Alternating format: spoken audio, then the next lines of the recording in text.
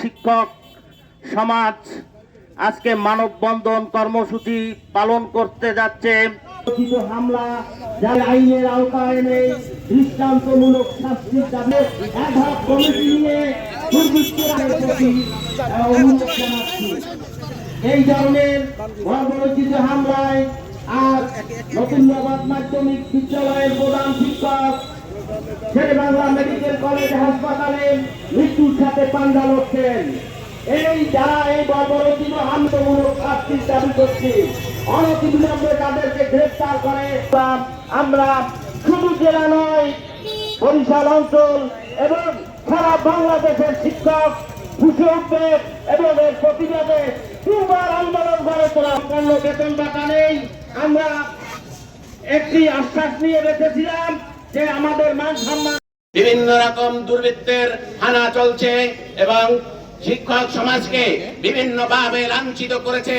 আমরা এই লাঞ্ছনার পরিহার করতে চাই ইতিমধ্যে, এবং যারা এটা করেছে তাদের দৃষ্টান্তমূলক শাস্তির ব্যবস্থা করা হোক। এটা সুষ্ঠুভাবে করা যাচ্ছে না। এক থেকে দুই তিনটি গ্রুপ হয়ে যায়, সেখানে বিভিন্ন রকম ষড়যন্ত্র চলে এবং প্রধান শিক্ষক বিভিন্নভাবে ষড়যন্ত্রের শিকার হন। এর ধারাবাহিকতায় ছাত্র সমাজ আজকের আমি আর একটি কথা বলেই আমি আমার সংক্ষিপ্ত বক্তব্য শেষ করব। সমাজ আমরা সরকারের দাবিদার, যখন যে সরকার আছে আমরা তাদের হুকুম পালন করছি। আর তার মেয়ে দুই চোখের পানি ছেড়ে অজর কান্না শুরু করে দিয়েছে।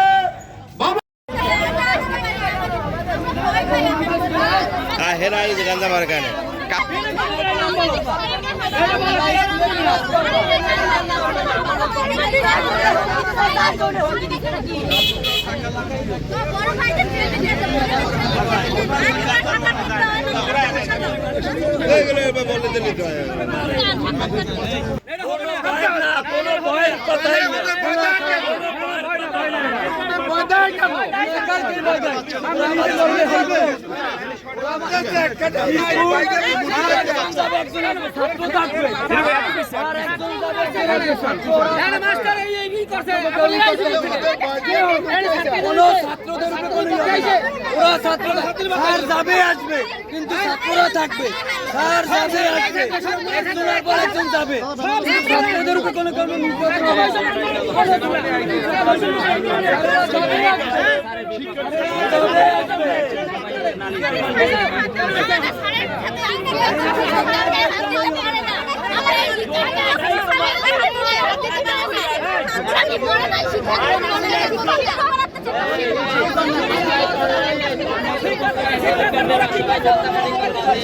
এখানে সব টিচাররাই আমার বাবা।